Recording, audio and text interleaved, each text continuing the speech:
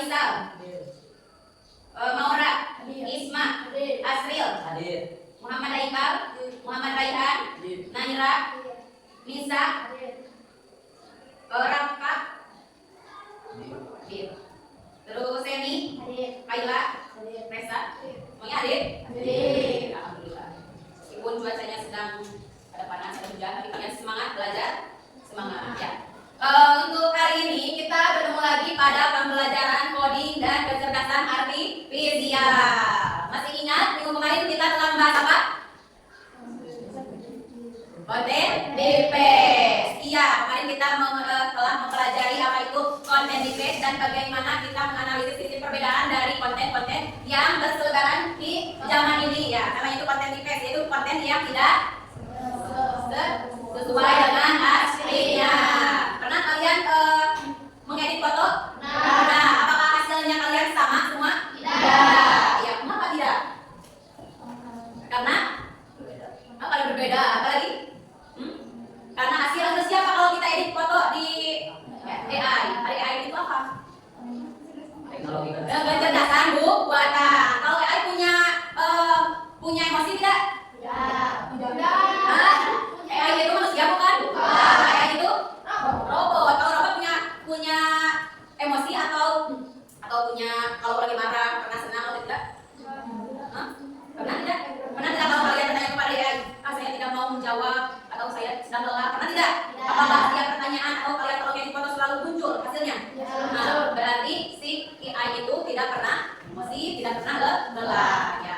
Itu pertemuan yang sebelumnya. Untuk pertemuan sekarang kita akan membahas pada pembelajaran selanjutnya yaitu konsep dasar tools AI ya atau alat kecerdasan buatan ya. Pada materi apa? Pada materi cara kerja sistem KA atau kecerdasan artifisial berbasis input. Kalau ada input berarti nanti ada output. Kalau input itu apa?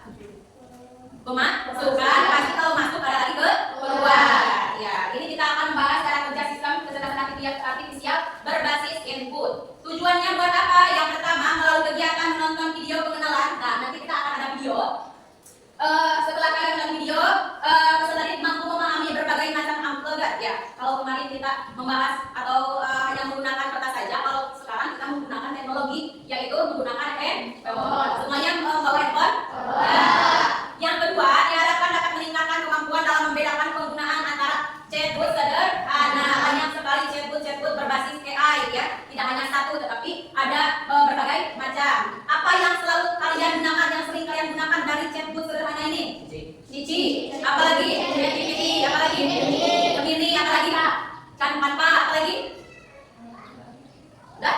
Kira-kira kalau kalian menggunakan Cici, menggunakan ChatGPT, menggunakan Gemini, itu untuk apa kalian gunakan? Untuk tugas, mengerjakan tugas, apalagi? Mencari jawaban soal, apalagi? Tutor, pria, apalagi? Ayo, apalagi? Kalau Canva tadi? Membuat poster atau ngedit foto, ya. Terus kalau kalian sudah menggunakan semua chatbot itu, apakah kalian percaya 100% dari hasilnya? Misalkan kalian mempunyai PR dari guru, terus kalian ketik soalnya, nanti ada jawaban. Apakah kalian 100% percaya kepada hasilnya? Tidak. Mengapa tidak? Mengapa tidak? Ayo, kenapa tidak 100% percaya bahwa jawaban dari chatbot itu tidak benar? Ya karena jawabannya asal-asalan, tidak sesuai referensi. Kalau guru memberikan soal atau memberikan pemahaman itu apa? Sesuai dengan buku yang dibawakan, ada referensinya, ada daftar pustaka siapa penerbitnya. Kalau ChatGPT, Cici dan sebagainya itu tidak ada referensi. Jadi dia mengeluarkan hanya mungkin saja gurun bener mah jawaban. Tapi jangan sesekali kalian langsung percaya, takutnya menjerumuskan. Ya. Terus untuk sekarang kita akan membahas tentang pengertian dulu tools. Tools AI adalah perangkat lunak atau aplikasi yang menggunakan teknologi kecerdasan buatan untuk membantu manusia menyelesaikan tugas secara otomatis, cepat dan efisien.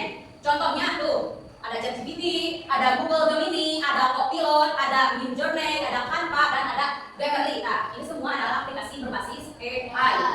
Ada satu video. Ya.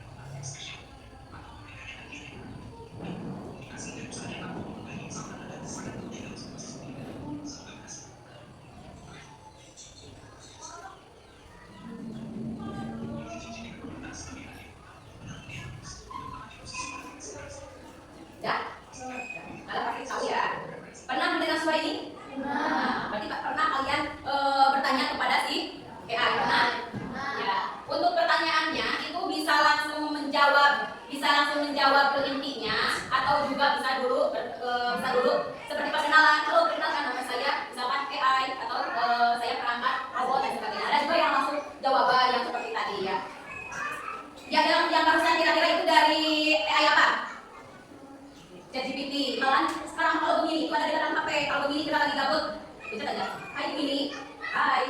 Apa kabar hari ini? Kabar saya baik. Kabar kamu bagaimana? Terus bertanya seperti ada teman bicara, padahal itu bukan manusia, tetapi robot ya. Yang pertama tujuannya, tujuan penggunaan media adalah membantu manusia dalam berpikir, menulis, menganalisa, atau membuat karya digital. Contohnya seperti ini, buatkan kalau di ChatGPT ya, buatkan saya gambar poster yang di dalamnya misalkan ada gambar apa? Ada gambar hati dan sebagainya. Muncul nanti ada loading dulu ya, loading, menunggu misalkan mengantri baru ada nanti sesuai yang kita harapkan. Pernah kan kalian kayak ini? Ya, orang kan lagi viral yang pakai jas. Nggak tahu? Pakai jas, yang bawa bunga, terus apa lagi? Yang pakai kacamata, yang lagi di Mekah, yang lagi di mana? Yang lagi di kafe, yang lagi di dalam lift dan sebagainya. Pernah lihat kan? Nah, itu adalah ChatGPT. Yang kedua, meningkatkan efisiensi kerja dan produktivitas pelajar. Yang ketiga, menghadirkan solusi otomatis tanpa perlu programmer kompleks ya. Jadi sekarang semua juga bisa, tidak harus programmer saja, tetapi siswa seperti kalian juga sudah bisa mengakses AI. Malahan itu kata-katanya bisa dirangkainya tidak langsung oleh kita, bisa saja bertanya kepada AI. AI kira-kira kalau saya mau mengedit foto yang bagus, bagaimana kata-katanya supaya hasilnya memuaskan. Nah, nanti dikasih kata-katanya, kita uploadkan bersama foto, nanti ada hasilnya. Tapi dengan catatan kalian tidak disarankan berulang-ulang mengedit foto. Mengapa kalian tidak boleh mengedit foto terlalu sering di ChatGPT? Bukan lagi berbasis AI. Karena si AI tidak bisa menyimpan data kita secara baik. Takutnya nanti ada yang menyalahgunakan foto kita menjadi disalahgunakan oleh orang lain. Ya, jadi privasinya tidak bisa 100% aman ya. Jadi foto kita itu jangan diumpamakan KTP. Seperti KTP itu ada. Kalau kalian kan punya KTP ya. Nanti kalau kalian punya KTP jangan sekali-kali kalian mengupload kepada sosial media. Takutnya apa? Disalahgunakan oleh orang-orang yang tidak bertanggung jawab. Seperti apa? Menunjukkan uang pada pinjol dan sebagainya. Yang ketemunya siapa? Yang punya nama. Selanjutnya komponen utama. Nah, ini ada input tadi. Input tadi apa? Masukan ya. Data, teks, suara atau gambar yang diberikan pengguna. Contoh perintah, buatkan teks deskripsi tentang pantai. Nah, nanti langsung ada pertanyaan, ada jawaban. Terus yang kedua diproses. Prosesnya oleh siapa? AI. Bagaimana memprosesnya? Biasanya kalau jawabannya cepat langsung jawabannya ada. Tapi kalau nanti ada soal yang ada ribet, biasanya itu memerlukan waktu yang lebih lama. Seperti gambar itu tidak langsung instan dibuat. Tapi kalau kita menjadi gambar di ChatGPT, nanti ada dulu loading, seperti menunggu sedang memproses gambar. Pernah kalian melihat yang seperti itu? Ya, menunggu ngantri karena antriannya banyak. Bayangkan seluruh dunia, bukan Indonesia saja, seluruh dunia yang kayak itu penggunaannya banyak. Bukan hanya kita. Kalau dulu AI itu digunakan oleh program yang sudah handal, kalau sekarang kalian kalian anak SD, sekarang sudah bisa menggunakan. Yang ketiga ada output, pengeluaran. Nah, ini nanti hasilnya namanya itu adalah output. Atau di contohnya itu teks deskripsi yang dihasilkan oleh ChatGPT. Kalau yang ditanyakan tentang teks deskripsi. Nah, ini jenis-jenis tools. Ya, yang pertama ada kalau yang teks itu ada ChatGPT, Copilot, Gemini, Cici, ya. Kalau gambar ada dari Midjourney, Leonardo AI. Ada juga suara. Kalau suara itu Synthesia, Epalex, Picalex dan lainnya. Ada juga analisis data. Dari apa saja? Dari chatbot, ChatGPT, kode interpreter, table AI, dan ada desain atau kreativitas. Ini yang sering digunakan yaitu ada Canva AI atau Adobe. Ya. Pernah kalian mengedit Canva? Gampang? Tapi berbayar tidak?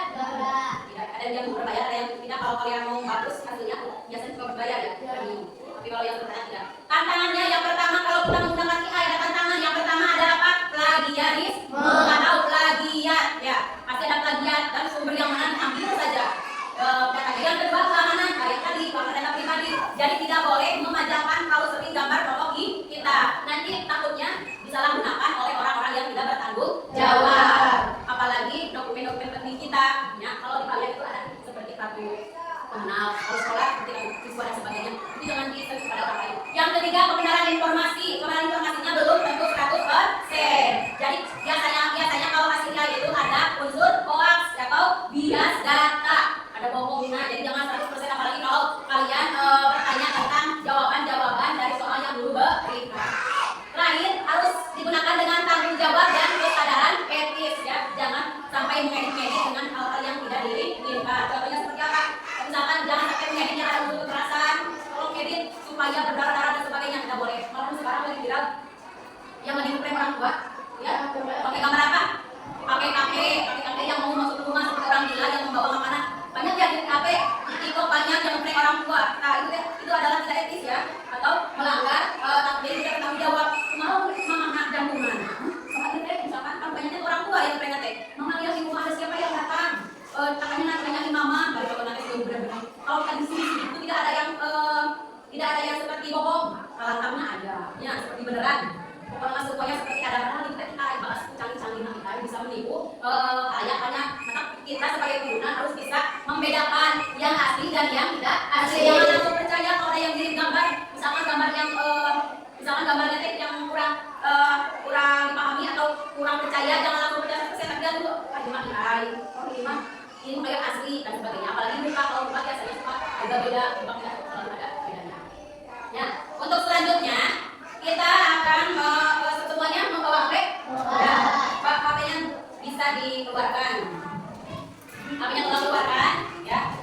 Dua HP saja dulu HP. Yang kelompoknya sudah ini ya, kita grupnya berkelompok ya. Di sini ada tabel pengamatan dari dua aplikasi chatbot sederhana. Ada seperti yang pernah kalian tadi bicarakan, kalau kalian pernah atau sering menggunakan chatbot yang dua, yaitu ChatGPT dan Cici. Sekarang kita amati perbedaan dari dua chatbot itu ya. Yang pertama yang sini. Lihat, di sini ada ChatGPT, ada Cici. Di sini ada pertanyaan-pertanyaan. Kira-kira mana yang lebih sesuai jawabannya antara Cici dan ChatGPT. Terus akurat jawabannya kira-kira yang mana? Apakah yang ChatGPT atau Cici? Yang ketiga respon kecepatannya kalau kita bertanya langsung menjawab yang mana? Apakah si Cici, apakah si ChatGPT. Terus nanti ada kelebihan dan kekurangannya kalian tuliskan. Terus ada kesimpulan terakhir ya. Ini kita bagi satu persatu. Nah, so HP-nya dibuka. Yang satu ChatGPT ini apa? Cici. So, yang satu ChatGPT, yang satu Cici. Nah, untuk pertanyaannya kita pakai yang ini. Yang pertama, apa yang dimaksud dengan coding dan kecerdasan artifisial? Kalau udah menulis tesnya, simpan HP-nya di bangku, kirimnya barengan. Kira-kira yang pertama merespon yang mana?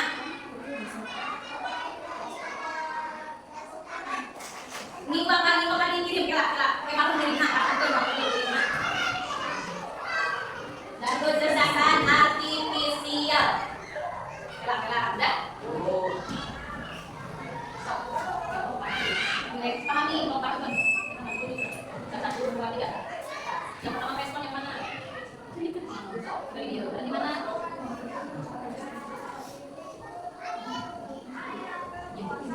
Terus Aina lebih sesuai, kira-kira yang lebih sesuai itu apa?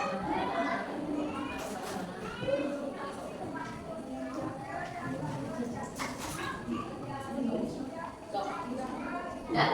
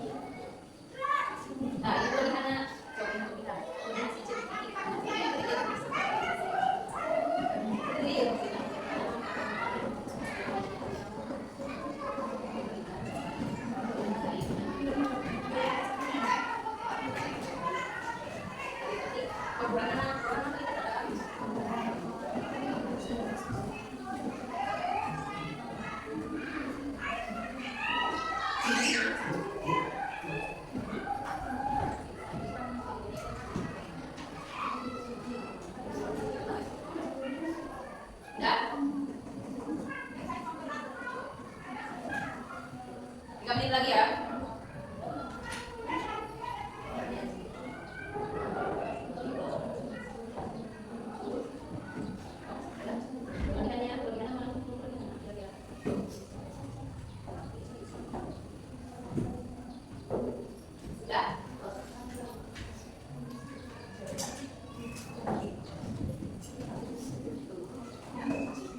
Untuk presentasinya, perwakilan saja ya, tidak semua kelompok ya. Tidak semua kelompok presentasi, hanya satu kelompok saja. Sudah semua? Sudah. Untuk presentasi kita akan mencoba presentasi dari kelompok 2. Ya, kelompok 2 karena kelompok 2 yang sudah beres. Yuk. Tepuk tangan untuk kelompok 2.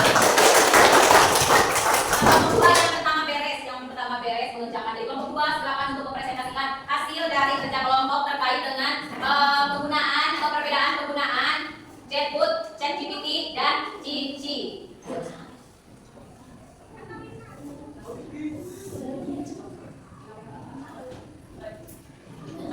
Semua masuk semua. Bukan satu orang tapi semua kelompok itu lah. Yang keras biar terdengar sampai belakang. Assalamualaikum warahmatullahi wabarakatuh. Waalaikumsalam warahmatullahi wabarakatuh. Kelompok 2 akan presentasikan hasil kerja kelompok kami. Aspek perbandingan sesuai Cici, toleransi Cici, akurasi jawaban Cici, kecepatan respon Cici dan pahami ChatGPT, kelebihan memberikan jawaban yang jelas. Nomornya Cici jawaban cepat, kekurangan ChatGPT lambat, Cici kekurangan tenaga ahli. Tepuk tangan untuk kelompok 2. Kita tepuk wow nih kan? Tepuk wow. Kasih W, kasih O, kasih W. Wow, keren. Dulu. Ini tadi yang paling cepat itu katanya Cici kan? Cici. Ada yang sama? Cici? Ya. Ngomong ini? ChatGPT. Itu beda. Ada perbedaan ya? Ada perbedaan. Tadi yang ini sama katanya Cici, ini juga Cici, ini ChatGPT. Pasti ada perbedaan. Kalau kita gabungkan pasti ada perbedaan. Ada yang tanyakan tidak untuk kelompok 2? Semuanya sudah paham? Ya. Assalamualaikum warahmatullahi wabarakatuh. Waalaikumsalam warahmatullahi wabarakatuh. Tepuk tangan untuk kelompok 2. Lihat ya, sok dia nak kumpul ke. Ya. Untuk aspek perbandingan ini yang kelompok 3 ada Cici, kelompok 2 Cici, kelompok 1 ChatGPT. Kelebihannya katanya kalau ChatGPT itu lebih cepat memberikan jawaban yang jelas dan bahasa yang akurat. Jadi ada perbedaan. Mungkin kita tahu dari sinyal, kita tahu dari HP dan sebagainya. Tapi kelompok 1 ini ChatGPT yang paling unggul. Tepuk tangan untuk kelompok 1. Untuk selanjutnya di sini kita akan di sini aku mempunyai soal formatif untuk kalian. Soal ya, ada 4 soal yang harus kalian jawab. Ini untuk mengukur kemampuan kalian dari yang tadi materi yang pertama, dari konsep dasar sampai barusan kita telah melihat kecepatan dari CEI itu. Ya, ada 4 soal, cuma 4 soal.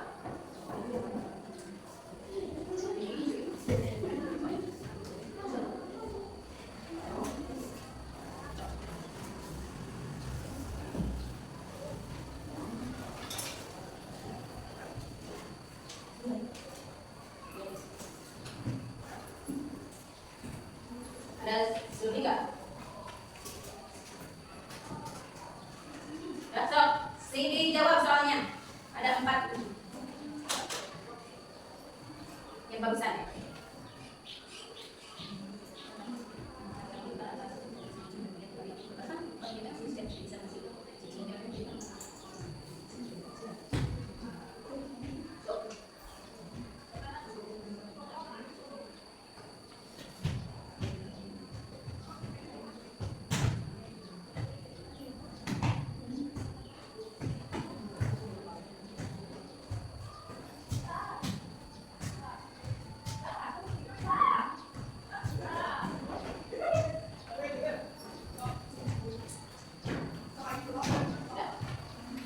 Gampang ya?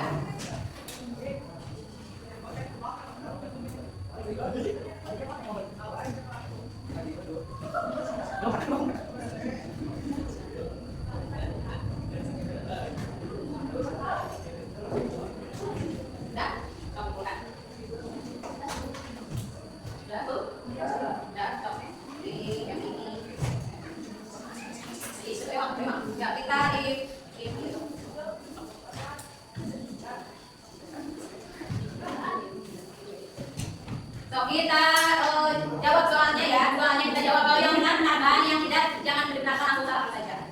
Yang pertama ya, dari dua chatbot ada ChatGPT dan Cici, mana yang lebih cerdas?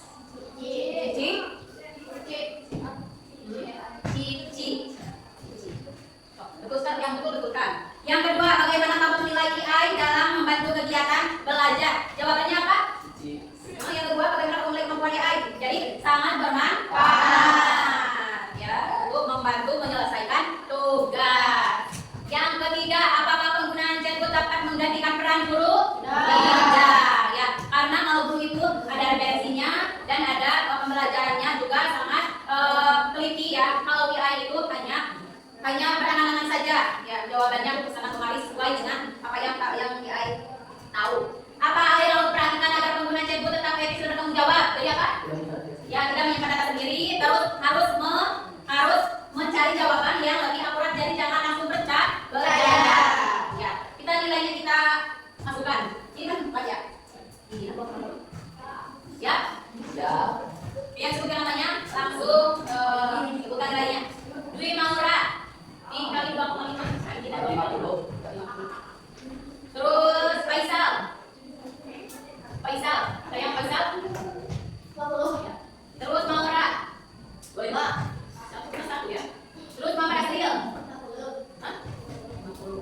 Terus Mama Daikal. Muhammad Raihan. Ya, Naira.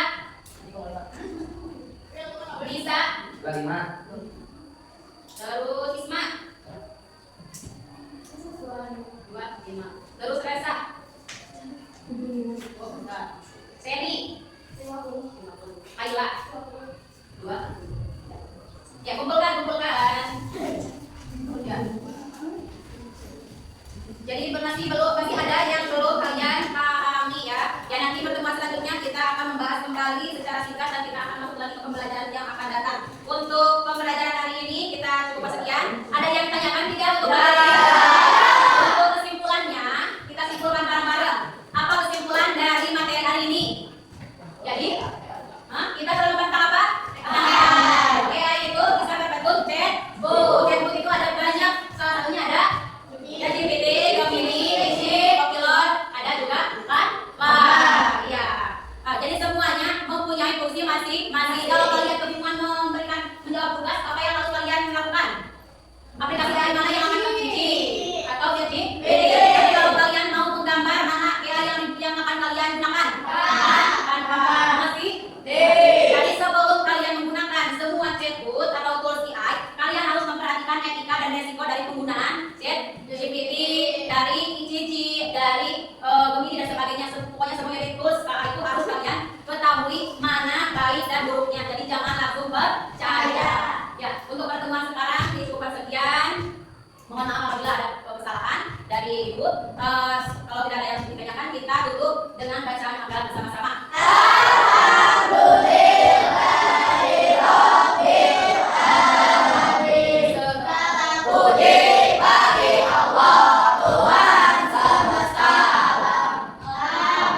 Untuk pertemuan selanjutnya kita akan membahas tentang tools